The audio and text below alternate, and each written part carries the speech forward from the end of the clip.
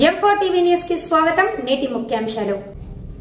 M4 TV news ప్రేక్షకులకు నిజాయితీగా, నిర్భయంగా ఎప్పటికప్పుడు తాజా కబుర్లు, భక్తి గీతాలు m4tvnews.com వెబ్సైట్ యాప్లు ప్రచురితం, ప్రత్యేక ప్రసారం చేస్తుంది. వార్తలు, ప్రకటనల కోసం సంప్రదించవలసిన సెల్ ఫోన్ నెంబర్లు 9666665026 9014163335.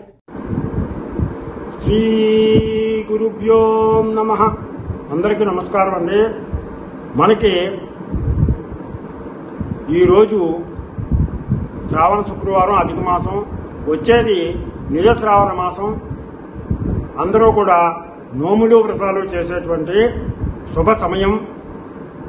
నోములకి వ్రతాలకి తేడా ఏంటి, దాని గురించి తెలుసుకుందాం.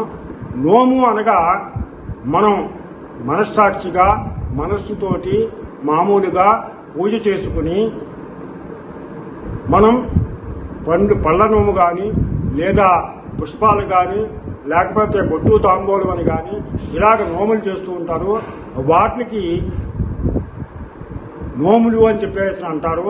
ఉదాహరణకు మనం శ్రావణ మంగళవారం నోము, శనగలు పంచిపెడుతూ ఉంటారు.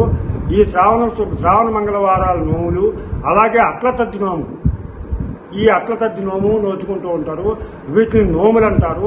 వ్రతాలంటే మనం మంత్రసిద్ధితో, మంత్రాలతో ఉపవాసం ఉండి వ్రత కథ చెప్పుకుని దానికి తగిన నైవేద్యం సమర్పించి ఉపవాసం ఉండి ఇలా దీక్షతో చేసేటువంటిది వ్రతము.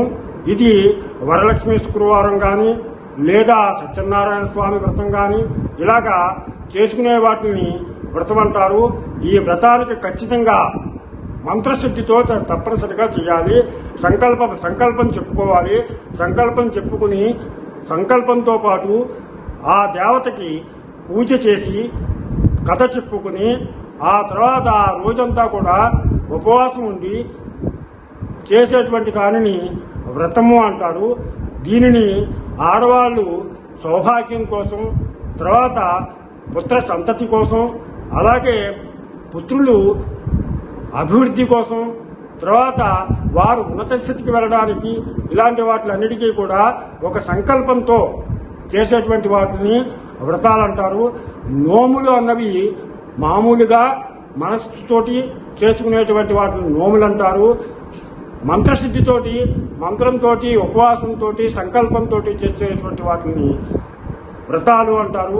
ఈ రెండిటికి తేడాలను మనం గమనించినట్లయితే ఈ శ్రావణ మంగళవారం నాడు, అలాగే శ్రావణ శుక్రవారం నాడు, శ్రావణ మంగళవారం నాడు మనం నోము చేసుకుంటారు ఆడవారు.